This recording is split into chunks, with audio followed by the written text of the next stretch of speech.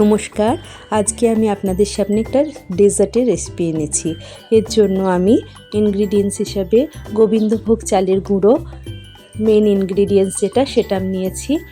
আমি দুধ নিয়েছি, চিনি নিয়েছি, লবঙ্গ, এলাচ নিয়েছি, কিছুটা দুধ আমি জাফরান দিয়ে ভিজিয়ে নিয়েছি, আর বিটের রস নিয়েছি। আমি কড়াইটা বসিয়ে দিয়ে ঘিটা ভালো করে গরম করে নিয়েছি। ঘিটাতেই সব রেসিপিটা হবে আমার, পুরো মিষ্টিটাই বা সুইট ডিশটাই আমি ঘিতেই বানাবো।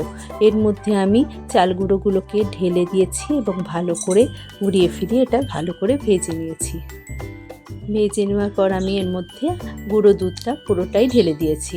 ভালো করে এটাকে ভেজে নেওয়ার সঙ্গে সঙ্গে আমি খানিকটা চিনিও মিশিয়ে দিয়েছি।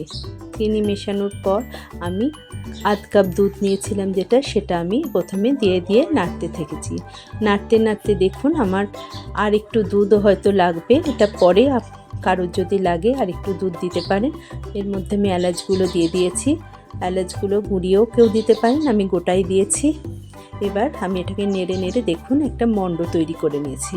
এই মণ্ডটা এবার ভালো করে ঘি একটু হাতে দিয়ে ভালো করে এটাকে ম্যাশ করে চটকে নিতে হবে, যাতে এটার মধ্যে কোনো লাম্পস না থাকে। এবার আমার সুন্দর করে হয়ে গেছে এটা করা। এবার আমি এটার সঙ্গে একটা গোল গোল করে আমি অ্যাপেল শেপে মিষ্টি তৈরি করব। দেখুন গোল করছি, আমি গোল করে সুন্দর একটা দুপাশে চাপ দিয়ে খানিকটা অ্যাপেলের মতন শেপ তৈরি করে নিয়েছি। এরমভাবে শেপ তৈরি করে নিয়েছি। এইভাবেই আমি সব কটা অ্যাপেল বানিয়ে নেব। এইভাবে আমি একটা একটা করে সব কটা অ্যাপেল বানিয়ে নিয়েছি। দুপাশে আঙুল দিয়ে একটুখানি গর্ত করে অ্যাপেলের শেপটা আনার চেষ্টা করেছি।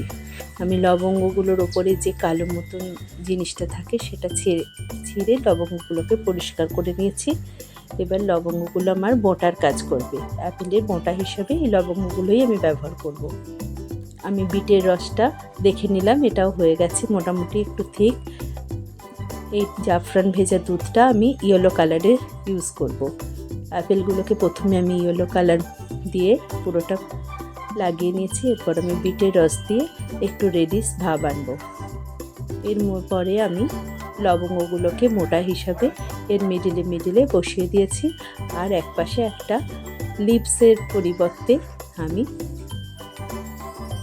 এখানে পেস্তা ব্যবহার করেছি। পেস্তাটাকে দুভাগ করে কেটে নিয়েছি। দেখুন আমার ডেজার্ট তৈরি হয়ে গেছে।